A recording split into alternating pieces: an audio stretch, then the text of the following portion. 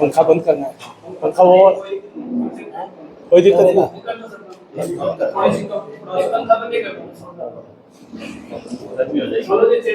लो जी, नजदीक आ जाओ। सभी हिसार के सम्मानित सुधी पत्रकार छायाकार मित्रों को सादर नमन है, वंदन है, अभिनंदन है। और आशा करता हूं कि जेठ की तपती हुई गर्मी से आप और आपका परिवार कुशल है। हाल ही में देश के लोकसभा के चुनाव संपन्न हुए। समस्त विश्व का सबसे बड़ा लोकतांत्रिक पर्व और 100 करोड़ के करीब लोगों का वोट का इतना बड़ा ये त्यौहार इस पृथ्वी पर संपन्न हुआ है, तो भारत की गहरी लोकतांत्रिक जड़ों का संकेत है। पूरी तरह से शांतिपूर्वक तरीके से देश भर में मतदान हुआ है।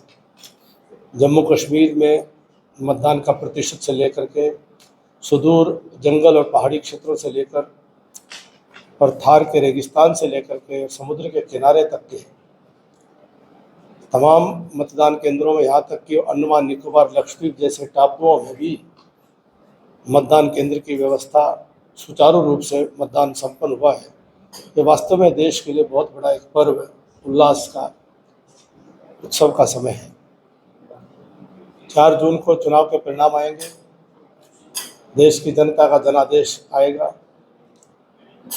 हमें पूरा विश्वास है कि दुनिया के सर्वाधिक जनप्रिय राजनेता श्रीमान नरेंद्र भाई मोदी जी के नेतृत्व में एक नया रिकॉर्ड बनेगा कि वो तीसरी बार प्रधानमंत्री बन करके राजग की 400 पार के जो संकल्प लिया हुआ है उसको पूरा करके 400 से अधिक सांसदों के बहुमत के साथ, पहले से बहुत बड़े सामर्थ्य और शक्ति के साथ वे देश का नेतृत्व करेंगे।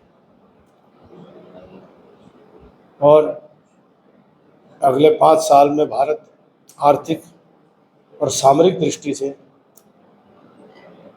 मजबूत होगा और भारत के गरीब कल्याण का मार्ग और प्रशस्त होगा।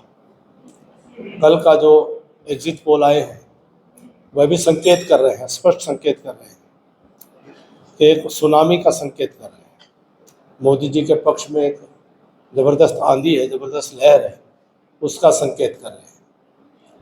और इसके पीछे कारण है कि पिछले 2019 से 2024 तक जो मोदी जी ने जो अपने कामों से जो परिणाम दिए हैं, जो डिलीवरी दी है, चाहे वो वैचारिक मुद्दे रहे हों, आइडियोलॉजिकल मुद्दे रहे हों, अनुच्छेद 370-35A को संविधान से समाप्त करना, चाहे वो ट्रिपल तलाक को समाप्त करना, चाहे वो सिटीजन अमेंडमेंट एक्ट को लागू करते हुए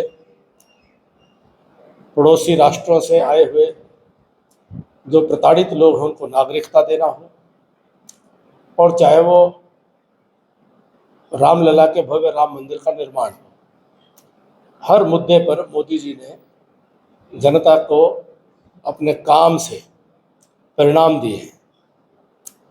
और आने वाले समय में जो संकल्प लेकर के वो चले हैं, जनता ने उस पर अपनी मोहर लगाने का काम किया है। तो मोदी जी की गारंटी और साथ ही साथ में कि देश में समान नागरिक आचार संहिता लागू हो, इन सब मुद्दों को जनता ने अपना समर्थन दिया है, ऐसा संकेत एग्जिट पोल से मिल रहे हैं। तो जो हरियाणा प्रदेश के अंदर भी जो कांग्रेस के मित्र बड़े उत्साह में नारे लगा रहे थे, वो कह रहे थे कि दक्षिण में भाजपा साफ, उत्तर में हाफ। आज मैं उनको जवाब देना चाहता हूं कि दक्षिण में भी भाजपा का बढ़ गया ग्राफ, उत्तर के अंदर भी भारतीय जनता पार्टी का एक तरफा जनता का साथ, और हरियाणा में भी निश्चित तौर पर जनता भारतीय जनता पार्टी के साथ। बल्कि उत्तर में कांग्रेस हो गई साफ और दक्षिण में हो गई आपसे भी नीचे, और हरियाणा में कहीं की नहीं रहेगी। 4 जून का परिणाम ये निश्चित तौर पर आने वाले समय में, जब केंद्र में सरकार मोदी जी के नेतृत्व में 2014 में भी बनी थी, हरियाणा की जनता ने पूरा समर्थन विधानसभा के चुनाव में भारतीय जनता पार्टी के पक्ष में, मोदी जी के पक्ष में दिया था। हमें पूरा विश्वास है कि इस चुनाव से जो मोमेंटम मिलेगा वह विधानसभा चुनाव फिर तीसरी बार भारतीय जनता पार्टी की सरकार हरियाणा में बनेगी और हरियाणा की जनता की सेवा करने का काम करेगी।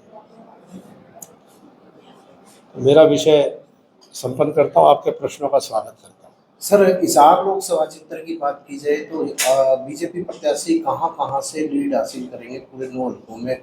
आपका हल्का भी शामिल है सर उसमें? देखिए, मैं तो पूरे हरियाणा प्रदेश का कार्यकर्ता हूँ, देश भर का कार्यकर्ता हूँ, और हिसार लोकसभा क्षेत्र भारतीय जनता पार्टी निश्चित तौर पर बहुत बड़े अंतर से जीतने वाली है और निश्चित तौर पर हिसार के अंदर भी कमल खिलेगा। राहुल गांधी जी कह रहे हैं कि मोदी जी का की बोल रहे, ये मीडिया का की बोल रही है। 4 तारीख को उनकी जितनी आंख बंद रह गई है वो भी खुल जाएंगी, और सारे देश में घूम करके भी उनको एहसास नहीं हुआ कि किस प्रकार से देश की जनता मोदी जी के पक्ष में है। वह पूरे देश भर में घूम करके भी कांग्रेस के लोगों के ही मकड़ जाल में, उनके भ्रम जाल में ही फंसे रहे और देश की जनता की नब्ज को नहीं पहचान पाए। उसी का परिणाम है कि उनको वायनाड में हार दिखाई दी, तो फिर वो वापस उत्तर प्रदेश की तरफ उनको मुंह करना पड़ा। वह जनता की नब्ज को समझ नहीं पाए हैं। अंततोगत्वा ईवीएम से जो परिणाम आएगा, हमें पूरा विश्वास है कि उनकी आंखें खुल जाएंगी। संगठन में भी कोई बदलाव कर रहे हैं? कुछ कैंडिडेट्स ने आरोप लगाए हैं कि कुछ संगठन के लोगों ने मदद दी थी, मीटिंग भी ली है परसों। संगठन की प्रक्रिया चलती रहती है और संगठन के अंदर एक हमारा वही प्लेटफॉर्म है जहाँ पर आपस में अपनी बातें हम रखते हैं। और भारतीय जनता पार्टी के, जहाँ तक मैं समझता हूँ कि लाखों कार्यकर्ताओं ने बड़े समर्पण से मेहनत की है, और फिर भी जो भी चुनाव में बड़ा चुनाव एक युद्ध के रूप में होता है, जो जो अनुभव सामने आए होंगे, तो संगठन के प्लेटफॉर्म के ऊपर उनको रखा जाता है, उनको सुना जाता है, उनको बताया जाता है। संगठन इन सब बातों को संज्ञान में लेता है। प्रदेश अध्यक्ष भी संगठन की प्रक्रिया है, संगठन की प्रक्रिया है। केंद्र में भारतीय जनता पार्टी कार्यकर्ताओं का संगठन है और एक परिवार का दल नहीं है। हरियाणा में एग्जिट पोल 3 सीट कांग्रेस को दिखा रहा है, आप क्या बोलते हैं? मैं तो ये मानता हूँ कि अभी तो हमारा अपनी उम्मीद ये है कि बहुत बड़े बहुमत से हम जीतेंगे, और 3 सीट भी कांग्रेस को 2014 में मुगालते मिल गई थी, इस बार नहीं मिलेंगी। हमें उससे ज़्यादा सीटें मिलेंगी, कांग्रेस को 3 सीटें नहीं मिल पाएंगी, मेरा ऐसा मानना है। नामोद आपका गढ़े जयप्रकाश जेपी कहते हैं सबसे ज्यादा लीड नामोद से होने वाली जयप्रकाश जेपी की। उनको अपना आकलन करने का अधिकार है, जब परिणाम आएगा सामने चीज़ें आ जाएंगी। और ये तो ओवरऑल लोकसभा के चुनाव का एक पूरा विषय रहता है। लोकसभा में 9 विधानसभाओं का मिलकर के जोड़ बनेगा। आज लोकसभा का चुनाव है, हर चुनाव अपना अलग होता है, तो इसलिए हम उम्मीद कर रहे हैं कि अच्छा परिणाम आएगा।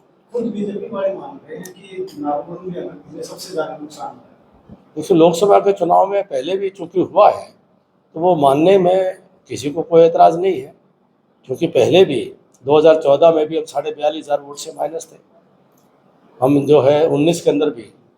लेकिन हर चुनाव की अपनी परिस्थिति होती है, हर चुनाव का अपना समीकरण होता है। आमने सामने के समीकरण में जब इनेलो और जेजेपी का कितना वोट है, अब पिछला चुनाव था जेजेपी का कितना वोट और सब दिखाई देता था। आज बूथ के ऊपर कोई टेंट में बैठने वाला व्यक्ति नहीं दिखाई दे रहा था। तो हर चुनाव का अपना समीकरण होता है, हर चुनाव का अपना एक वातावरण होता है। लोकसभा का, विधानसभा का, हर जगह का अपना समीकरण और वातावरण होता है, तो उसके अनुसार परिणाम आते हैं। तो जब परिणाम आएंगे 4 जून को, अपनी राय आपको देंगे। भीतरघात की बार बार बात आ रही है, क्या भीतरघात हुआ इस पर आपको पता है? देखिए, हमारी जानकारी में नहीं, लेकिन जिनका अनुभव आया है उनको संगठन के प्लेटफॉर्म पर रखना चाहिए और संगठन के प्लेटफॉर्म पर ही रखते भी हैं और सुनवाई होती भी है और ऐसे ही हमारा संगठन चलता रहता है। मैं मानता हूँ भाजपा के कार्यकर्ता जिन्होंने दशकों से अपना जीवन लगा करके पार्टी को बढ़ाने का काम किया है, वो कमल को खिलाने में उन्होंने अपनी पूरी पुरजोर मेहनत की है और उसके पूरी मेहनत के बाद भी जो परिणाम आते हैं उसको लेकर हम आगे बढ़ते हैं। पूर्व मुख्यमंत्री जैसे मनोहर लाल ने अधिकारी को लेकर कुछ बात कही थी, उसको लेकर विपक्ष के नेता कहते हैं कि किस हैसियत से वो कह रहे हैं कि अधिकारियों को पुलिस तरीके पाते हैं। देखिए, मैंने नहीं सुनी है और वो भारतीय जनता पार्टी के वरिष्ठ नेता हैं, पूर्व मुख्यमंत्री हैं और निश्चित तौर पर पार्टी के वरिष्ठ नेता कुछ कह रहे हैं तो सोच समझ करके कह रहे हैं। कांग्रेस के पास कुछ कहने को है ही नहीं। कांग्रेस तो अपनी पार्टी के लोगों को बर्दाश्त नहीं कर पाती, हमारे लोगों को कहाँ करेगी। जिन अधिकारियों ने अंदर खाते कांग्रेस के प्रत्याशियों को सपोर्ट किया है, क्या दाज झेल सकती है उन पर शादी के बाद? देखिए, मैं तो सरकार में हूँ नहीं, तो मैं तो नहीं कह सकता कि सरकार क्या कार्रवाई करेगी और ऐसे कौन अधिकारी हैं कौन नहीं है मुझे नहीं मालूम। और सवाल राजनीतिक हस्तक्षेप का है तो संवैधानिक मर्यादा का उल्लंघन कोई करता है, कानून के दायरे में उचित कार्रवाई जो बनती है वो होनी ही चाहिए। विधानसभा की क्या है? देखिए, 1.5-2 महीने में विधानसभा चुनाव भी आ गए हैं, आप कहाँ से चुनाव लड़ेंगे? 90 की 90 सीटों पर चुनाव लड़ूंगा। जी। कमल के फूल जहाँ भी होता है वहाँ एक कार्यकर्ता के नाते मैं हमेशा चुनाव में मुस्तैद पाओगे आप मुझे।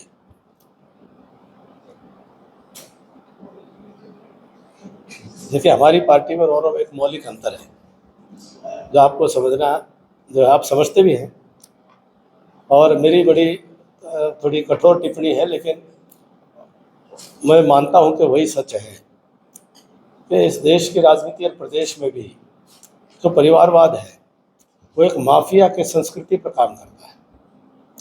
जैसे इटालियन माफिया होता था कि वो अपने परिवार के, अपनी जो डॉन है, जो माफिया का सरगना है, वो अपनी विरासत को आगे बढ़ाने के लिए अपने परिवार में, अपने गिरोह के अंदर के भी लोगों को मारता था जो उसके विरोधी होते थे और दूसरे गिरोहों के सरगनों को भी मारता था। तो ये जो परिवारवादी राजनीति है ये माफिया संस्कृति पर काम करती है और परिवारवादी राजनीति जहाँ जहाँ जिन जिन पार्टियों में है वो अपनी राजनीतिक विरासत को अपने परिवार तक बचाए रखने के लिए, उसको आगे भेजने के लिए वह अपने दलों के अंदर भी लोगों के साथ में जो व्यवहार करते हैं और दूसरे दलों में भी वो आगे ना बढ़ पाए।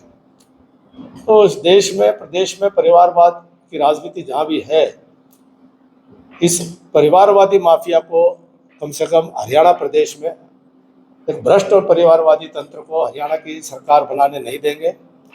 पूरी ताकत लगाएंगे और विधानसभा में भी भारतीय जनता पार्टी के हरियाणा प्रदेश की 36 बिरादरी के सामान्य परिवारों से आए हुए लोगों के साथ मिलकर के हरियाणा में एक अच्छी सरकार फिर से बनाने का काम करेंगे। पर भ्रष्ट परिवारवादी माफिया को हरियाणा पर कब्जा नहीं करने देंगे।